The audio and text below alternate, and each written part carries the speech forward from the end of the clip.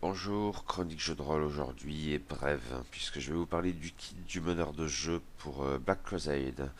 Donc la traduction française du Game Master's Kit de Black Crusade, c'est publié originellement par Game Workshop et Fantasy Flight Games Edge en France. Ça date de 2013, originalement en tout cas. C'est un livret de 32 pages classiquement avec un écran rigide 4 volets. Oui, aujourd'hui on va faire bref parce qu'il y a rarement grand chose à dire concernant le traditionnel écran plus son livret pour quelques jeux de rôle que ce soit, et ce n'est certainement pas pour Black Crusade que ça va changer. L'écran donc, rigide, 4 volets, format A4. Côté joueur, des illustrations typiquement Warhammer 40 000, ça dégouline bien, sur un mode flashouille un brin émétique. La couverture du jeu est reprise au centre sur deux panneaux, les deux volets restants sont chacun scindés en deux, pas la plus brillante des idées. Pour être franc, tout cela est plutôt moche. Et côté MJ, ce à quoi l'on pouvait s'attendre, baston, baston, baston. En fait, de toutes les tables présentes sur ces quatre volets, une seule est indépendante du combat, celle de la difficulté des tests. À la limite, on pourrait y ajouter la vitesse de déplacement par round, mais bon. Ceci dit, c'est Black Crusade, on n'est pas exactement en mode Kumbaya. Et certaines de ces tables sont sans doute tout à fait bienvenues, comme le récapitulatif des actions ou celui des attributs des armes. Exceptionnellement, on peut y trouver des choses moins banales, je pense ici surtout aux règles portant sur les hordes. Tout cela est bien fait, très pro sans doute, c'est juste que ça en dit long sur l'orientation du jeu.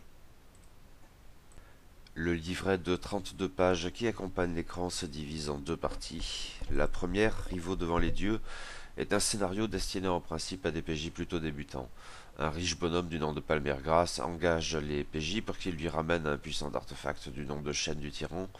Il avait déjà envoyé des espions récupérer la chose, mais quelque chose s'est mal passé, sans doute parce que le trésor attire d'autres rapaces. Les PJ devront se rendre sur Sacrave, une planète qui fut jadis au cœur d'un véritable empire pirate au sein même du Vortex Hurlant, et où la chaîne du tyran a été égarée, ou plus exactement subtilisée par des concurrents qu'il s'agit dès lors de pister, de rattraper et d'éliminer pour ramener à Palmergras son dû. Ce résumé le montre, je suppose. Ce scénario est passablement linéaire et passablement bourrin aussi. Pas forcément hyper enthousiasmant là comme ça. Pourtant, j'incline à croire que cela peut fonctionner en raison de tout le gras qu'il est possible de poser sur ce squelette de trame. Rien de bouleversifiant là non plus, mais ça graffe un cadre plus qu'honnête dans le registre de la démesure grotesque et décadente. Il y a des PNJ badass à chaque page et d'autres opportunités de rencontre pour complexifier un peu la chose. Globalement, le travail d'exposition est bien foutu dans ce supplément comme dans le livre de base. C'est très pro, très développé, globalement très clair. Globalement. Il y a peut-être quelques points ça et là plus délicats, notamment concernant le système d'acquisition des biens et services, ce qui a son importance dans ce scénario où il y a des marchands partout. Il y a aussi la question du pacte, un dispositif qui finalement me paraissait plutôt intéressant dans le livre de base. Ici, nous en avons un exemple, mais qui me laisse un peu perplexe. Il vient en effet poser la question de l'information dont disposent les joueurs, forcément, ce qui a éventuellement des conséquences en termes de timing pour le meneur de jeu. Le pacte, après tout, est censément conclu avant que les PJ ne se rendent sur Sainte-Grave. À ce stade, si l'objectif primaire ne pose aucun problème, comme de juste, les objectifs secondaires et éventuellement tertiaires présentent peut-être le risque de trop en dire. Je ne sais pas. Il faut que j'y réfléchisse, ce qui est plutôt une bonne chose, j'imagine.